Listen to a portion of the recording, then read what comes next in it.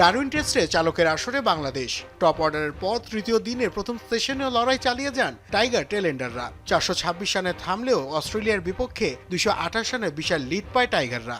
দীর্ঘ এই ইনিংস যেন ভেঙে দিয়েছে অজি বোলারদের প্রতিরোধ। নাথান লায়নের বলে 11 নম্বর ব্যাটার ইবাদত হোসেনের ছক্কা যেন অস্ট্রেলিয়ার ক্লান্তির প্রতীক হয়ে ওঠে। কম বক্স থেকে ভেসে আসে অ্যাডাম গিলক্রিস্টের কণ্ঠ। বলেন, এই অস্ট্রেলিয়ানদের ভেতর কোনো শক্তি অবশিষ্ট নেই।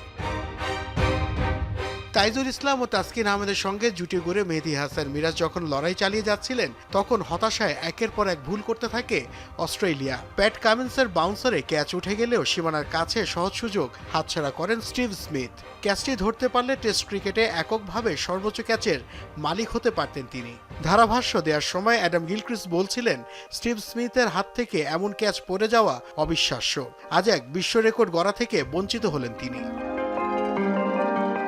একই ওভারে পেছন থেকে ছুটে আরও একটি ক্যাচ ফসকান ট্রাভিস হেড। বাংলাদেশের পুরো ইনিংসে অস্ট্রেলিয়ার ক্যাচ মিসের সংখ্যা দাঁড়ায় 5-এ। হতশ্রী ফিল্ডিংয়ে অস্ট্রেলিয়ার নারী দলের সাবেক অধিনায়ক অ্যালিসা হিলি তো বলেই ফেললেন, এমন ফিল্ডিং কখনোই অস্ট্রেলিয়ার সুলভ নয়।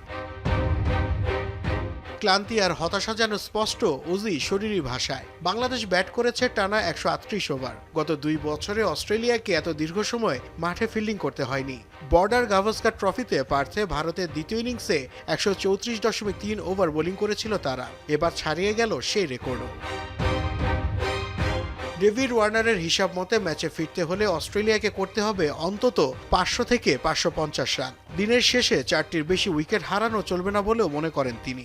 এরই মধ্যে হাসান মাহমুদের বলে বোল্ড হয়ে অদ্ভুত এক ঘটনা জন্ম দেন ট্রাভিস হেড। বেল ছিটকে যাওয়ার পর নিজেই আবার তা ঠিক করেন। অ্যাডাম গিলক্রিস্টের দাবি, ক্রিকেট জীবনে এমন দৃশ্য তিনি এর আগে কখনোই দেখেননি। একদিকে 228 রানের লিড, অন্যদিকে অস্ট্রেলিয়ার ক্লান্তি, ক্যাচ মিস আর হতাশা শরীরী ভাষা, সব মিলে ডারউইন টেস্টে ইতিহাসের দরজায় দাঁড়িয়ে বাংলাদেশ।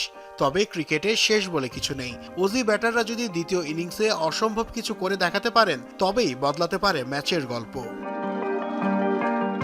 নাসিফ শুভ, যমুনা স্পোর্টস।